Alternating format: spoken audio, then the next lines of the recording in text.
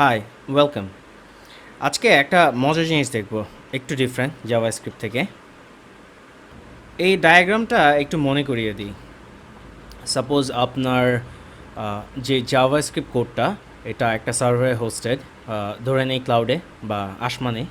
ওকে, তো এটা ডাউনলোড করে ব্রাউজার, একটা ইঞ্জিনের মধ্যে দিয়ে পাস করে একটা মেশিন কোড, দেন আপনার কম্পিউটার হচ্ছে জাভাস্ক্রিপ্ট আপনি যেই কাজগুলো করতে বললেন সেটা এক্সিকিউট করে। সো এটা V8 ইঞ্জিন অনেক ফাস্টার করে, ট্রু, বাট স্টিল এটা একটা কস্টলি অপারেশন, রাইট? সো আপনাদের অনেকের মনে হতে পারে একটা কোয়েশ্চেন আসতে পারে যে আমরা কি এটার চেয়ে ফাস্টার করতে পারি? আর অনেকে হয়তো অলরেডি চিন্তা করে ফেলেছেন, হোয়াট ইফ আমরা এই কোডটা V8 ইঞ্জিন দিয়ে কম্পাইল না করে বা ট্রান্সলেট না করে আমরা হোয়াট ইফ এই কোডটাই ক্লাউডে রেখে দিলাম অ্যান্ড ডিরেক্ট এই কোডটাই সার্ভ করলাম? তো হতে পারে। অ্যাকচুয়ালি এই প্রবলেমটাই সলভ করেছে যে জিনিসটা, সেটা হচ্ছে ওয়েব অ্যাসেম্বলি। ওয়েব অ্যাসেম্বলি কী এবং কীভাবে কাজ করে সেটাতে যাওয়ার আগে আমরা কিছু ব্যাকগ্রাউন্ড দেখে নেব, আরও কিছু জিনিস দেখে নেব। এইটা একটা C code, C C programming language লেখা কোড। সো সাপোজ আমি কোনো একটা কিছু লিখলাম, লেখার পরে এটা মেশিন ল্যাঙ্গুয়েজে কনভার্ট করলাম। তো আমি একদম যদি সিম্পলি বলি, সাপোজ আপনার প্রসেসর হচ্ছে ইন্টেল, সাপোজ আপনার হচ্ছে ইন্টেল প্রসেসর। তো প্রসেসর কোম্পানি, মেজর কোম্পানি কয়টা আছে? ইন্টেল, এএমডি, এগুলো শুধু আমরা কম্পিউটারের প্রসেসর কথা চিন্তা করছি, এর বাইরেও আরও অনেক প্রসেসর আছে। ইভেন ফোনের আমাদের সেলফোনের যেই প্রসেসরগুলো, সেগুলো কিন্তু অনেক ছোট হয় সাইজে অ্যান্ড পাওয়ার কনজাম্পশন অনেক কম হয়। ওগুলো কিন্তু একটু ডিফারেন্ট ক্রাইটেরিয়ার প্রসেসর। সো অনেক রকম প্রসেসর হতে পারে। এখন আমি এই কোডটা লিখে কম্পাইল করে, সাপোজ আপনার পিসি একদম যদি আমি সিম্পলি বলি ইন্টেল কোর i7 চলে, আর ওটার জন্য আমি একটা প্রোগ্রাম লিখলাম, প্রোগ্রামটা লিখে রান করলাম। অ্যান্ড এখানে ইন্টেল i386, এইটাই ধরেন আপনার আপনার প্রসেসর ইন্টেল কোর i7, আমি রান করলাম, চললো। বাট দ্য প্রবলেম ইজ মার্কেটে এর বাইরে আরও অনেক প্রসেসর আছে।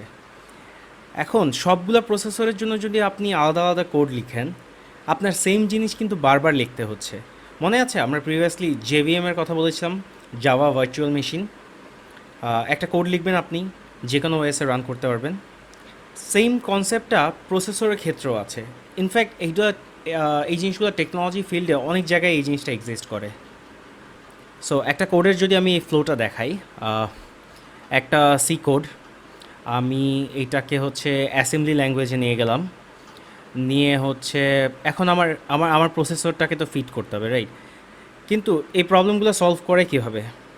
অলমোস্ট সব জায়গায় আমি বলেছি যে একটা কমন প্যাটার্ন আছে, সেটা হচ্ছে মাঝখানে একটা মিডল ম্যান। এটা অ্যাকচুয়ালি একটা ভার্চুয়াল সিপিইউ যদি আপনি চিন্তা করেন।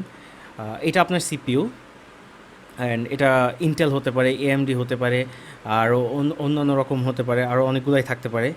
সো এই প্রবলেমটা সলভ করার জন্য অ্যাকচুয়ালি প্রসেসরগুলো নিজে একটা ট্রান্সলেটর নিয়ে আসছে।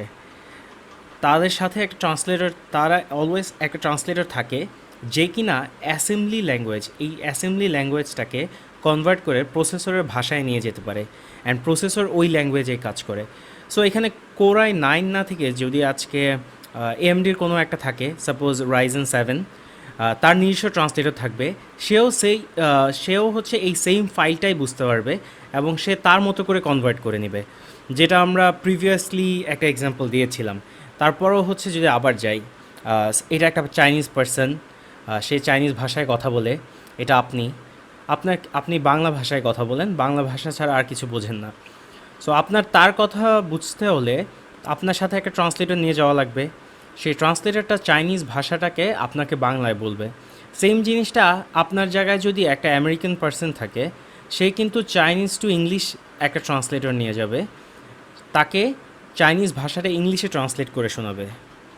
সো প্রসেসরের ক্ষেত্রে আমরা দেখলাম সেম কাজটাই করে। প্রসেসরের নিজস্ব ভার্চুয়াল সিপিইউ আছে, যেটা অ্যাকচুয়ালি অ্যাসেম্বলি কোডকে নিজের ভাষায় কনভার্ট করে নেয়। বা আমরা যদি একদম সিম্পলি বলি জিরোজ অ্যান্ড ওয়ান্সে কনভার্ট করে নেয়, যেটা সেই স্পেসিফিক প্রসেসর বুঝতে পারবে। একটা একটা কোয়েশ্চেন আসতে পারে যে হচ্ছে সব প্রসেসর কেন সেম ভাষা বোঝে না। অ্যাকচুয়ালি দেখেন, আপনার বড় বড় প্রসেসর কোম্পানিগুলো যদি আপনি চিন্তা করেন, এএমডি, ইন্টেল, ওরা কিন্তু একজনের kind of rival. They have their own secrets, কেউ কিন্তু কারোর সাথে শেয়ার করে না।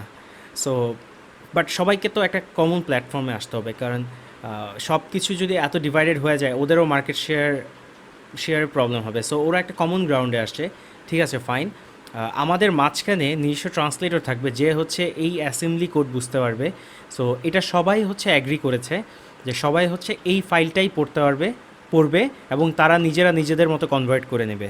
ঠিক এই জায়গায় আমি যদি একটু চেঞ্জ করে দেই, এখন চিন্তা করেন, আমার একটা কোড সিতেই লেখা, এটা একটা বাইট কোডে কনভার্ট হয়েছে, অ্যান্ড ওয়েব অ্যাসেম্বলি মাঝখানে সেই ট্রান্সলেটরের কাজটাই করে।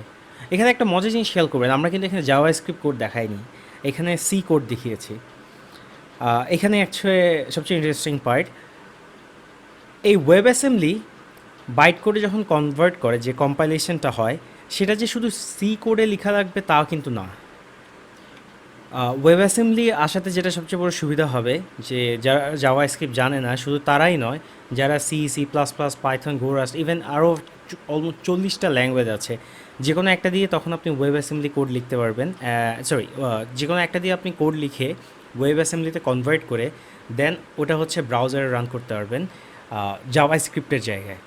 সো বেসিক্যালি এটা হচ্ছে ওয়েব অ্যাসেম্বলি। আমরা বাইনারি কোডটা ক্লাউডে রেখে দিব, শুধু ওটাই নামাবো, compiled version of byte code নামিয়ে ওটাই হচ্ছে ব্রাউজারে ডিরেক্ট রান করব। সো এটা জাভা স্ক্রিপ্টের চেয়ে অনেক ফাস্টার কাজ করার কথা অ্যাটলিস্ট ওরা যেটা বলে। একটা ভয় হতে পারে যারা আজকে জাভা স্ক্রিপ্ট শিখছেন, যে হোয়াট ইফ আমি এখন জাভা স্ক্রিপ্ট শিখলাম, ওয়েব অ্যাসেম্বলি চলে আসলো, পরে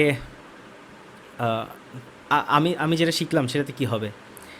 এই টিউটোরিয়ালটা এই কারণেই বানানো যে আমরা জাভা স্ক্রিপ্টের যে ইনস অ্যান্ড আউটস দেখব, সব কিছুই ভিতরে কীভাবে কাজ করে না কাজ করে, অলমোস্ট সবগুলো প্রোগ্রামিং ল্যাঙ্গুয়েজই সেমভাবেই কাজ করে। এই টিউটোরিয়ালটার একটা বড় গোল হচ্ছে আপনাদেরকে শেখানো এক্স্যাক্টলি টেকনোলজিগুলো ভেতর থেকে কীভাবে কাজ করে। আমরা কোনো ফ্রেমওয়ার্ক অথবা কোনো ল্যাঙ্গুয়েজ ডিপেন্ডেন্ট হব না। অ্যাজ আ সফটওয়্যার ইঞ্জিনিয়ার আমাদের গোল হবে যত বেশি ফ্রেমওয়ার্ক ইন্ডিপেন্ডেন্ট, যত বেশি প্রোগ্রামিং ল্যাঙ্গুয়েজ ইন্ডিপেন্ডেন্ট হওয়া যায়। তাহলে কালকে নতুন একটা যখন টেকনোলজি আসবে, ওটা গ্র্যাব করতে আপনার কিন্তু খুব বেশি সময় লাগবে না। এই টিউটোরিয়াল আমরা ওয়েব অ্যাসেম্বলি নিয়ে হয়তো কোনো কিছু দেখাবো না, কিন্তু এই জিনিসটা জেনে রাখা ভালো। যদি কখনো শুনেন, অ্যাটলিস্ট আপনি মনে পড়বে যে ওয়েব অ্যাসেম্বলি কী এবং কোথায় কাজ করে। এই জিনিসটা জেনে রাখার একটা বড় রিজন হচ্ছে, বা শুধু ওয়েব অ্যাসেম্বলি না, এরকম অনেক কিছু জেনে রাখার একটা বড় রিজন হচ্ছে, আমরা ফিউচারে যদি কখনো সিনিয়র সফটওয়্যার ইঞ্জিনিয়ার হই, আমাদের একটা বড় কাজ থাকে, সেটা হচ্ছে ডিসাইড করা কোন স্ট্যাক অথবা কোন ফ্রেমওয়ার্ক নিয়ে আমরা কাজ করব বা একটা ডেভেলপমেন্ট করব। আমি মনে করি একটা ভালো সফটওয়্যার ইঞ্জিনিয়ার হতে হলে আমরা মার্কেটে অনেক সময় শুনি যে ডেভেলপারদের মধ্যে একটা ঝগড়া চলে, যে কেউ বলে রিয়্যাক্ট ভালো, কেউ বলে অ্যাঙ্গুলার ভালো। রিয়্যাক্ট এবং অ্যাঙ্গুলার দুটো ডিফারেন্ট ফ্রেমওয়ার্ক, জাভা স্ক্রিপ্ট দিয়ে বানানো, ফ্রন্ট এন্ডে ইউজ করা হয়। তো একজন ভালো সফটওয়্যার ইঞ্জিনিয়ার হলে আমরা আসলে দুটোই জানবো, রিয়্যাক্টের প্রোজ অ্যান্ড কনস, অ্যাঙ্গুলারের প্রোজ অ্যান্ড কনস। অ্যান্ড কোনো টুল বা কোনো ফ্রেমওয়ার্কই কোনো স্পেসিফিক সব সিচুয়েশনকে কভার করে না। সবগুলো টুল বা সবগুলো ফ্রেমওয়ার্কই কোনো না কোনো স্পেসিফিক সিচুয়েশনকে ডেডিকেটেড করে বানানো। সো আমি যখন সবগুলোই জানবো, আমি এক্স্যাক্টলি জানবো কোনটা ইউজ করতে হবে আমার এই স্পেসিফিক পারপাসে। সো ওটাই হচ্ছে আমাদের গোল, সবসময় এটাই থাকবে গোল।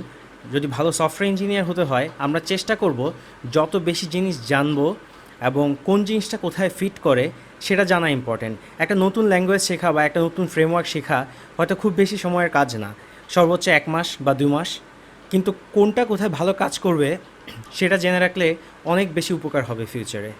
থ্যাংক ইউ, আজকে এই পর্যন্তই।